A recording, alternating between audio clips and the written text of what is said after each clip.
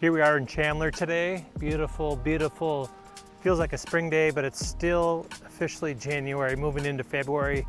Beautiful time of the year. The weather is just getting perfect. But today's video, I want to focus on the forecast. We're already a month into 2024, but looking forward to what are we expecting the housing market to do here in Phoenix? What's going to happen with the interest rates?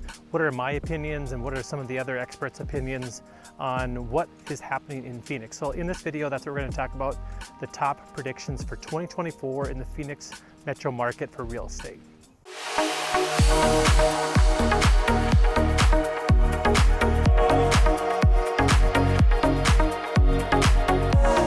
If you're new to the channel, make sure to subscribe, like, comment, reach out to me, phone, text, email. All the information is below, and it's also in the description of this video, and it's also in all the other videos as you've perused through the channel. If not, make sure to do that. And you'll find all kinds of other topics and neighborhood spotlights and different trends that are going on in the market, but I'm here to help, so just reach out to me.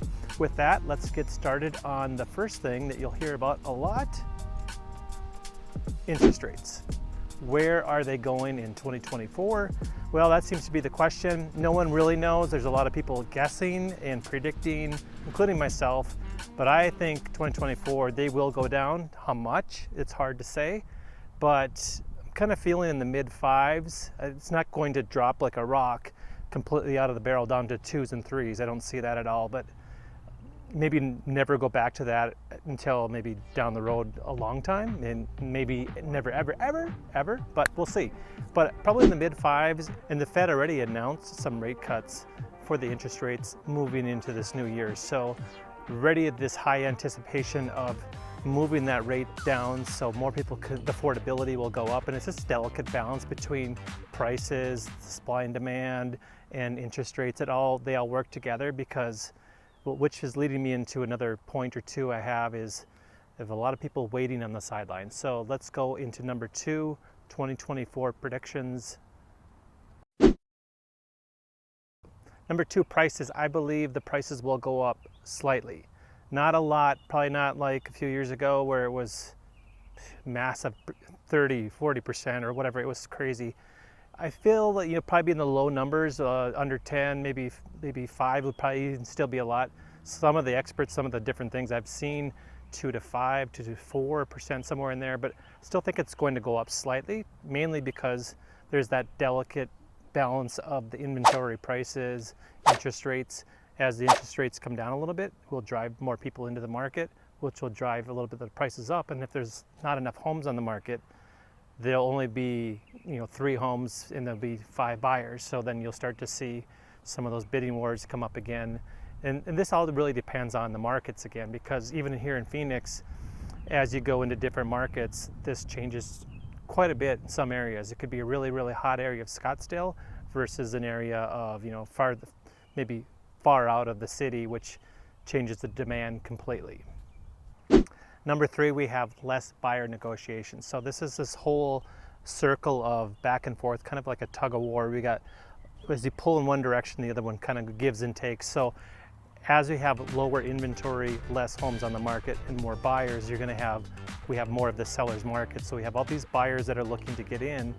What happens? They're going to have less negotiation power, because the seller can say, well, I have more than one buyer and they want to spend more on the house, so I'm not willing to give you any money for this repair, or I want to close on this date. So they have a lot more leverage in the transaction, the more that it's more of a seller's market, and that's really where we're at right now in most markets, and will probably tip the scale a little bit stronger as we move into the new year of 2024. Houses will sell quickly in 2024. We probably won't see back to a couple years ago when the rates were super low and houses were flying off the market and there was bidding wars, there was people going crazy, 30 offers on some homes, which doesn't even seem likely, but it's crazy. Things are nuts. Things will slow down. It won't be like that, but there still will be a lot of different competitive offers, multiple offers. So you're really going to have to be on it. If you're a buyer, you've been waiting it out and you're trying to get back in, you have to have the pre-qualification. We have to have all that, because you're going to be up against a lot of other buyers that might put more money into it. And who is the seller going to take for the offer? The one that's the cleanest, the quickest, they get everything they want. So you have to be that buyer. But houses will move pretty quickly in 2024. As I look into my crystal ball, I see a lot of activity, a lot of people getting back in the market. And last, we'll see a very strong market of activity in 2024. A lot of the sellers that don't want to sell and take their 2% interest and move into a higher percentage interest rate, they might have had an activity in their life, those life changes that happen all the time. They may not want to wait it out anymore, and they may want to take some money out of the house. They might want to upgrade, downgrade.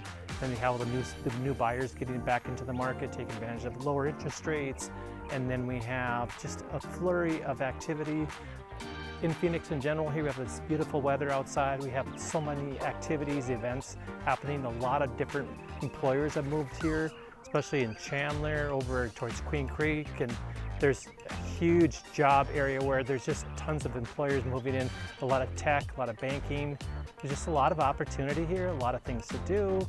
And I just don't see it stopping. So if I look at my crystal ball, those are my top 5. I'm kind of curious of course, no one really knows. We only can look at some of the data and some of the other experts of what is everyone saying, what are they looking at for the future, and looking at past history to see what we can kind of use and what's happened in trends, because a lot of times history seems to repeat itself, right? I'm curious of what your thoughts are. Again, I'm here to help.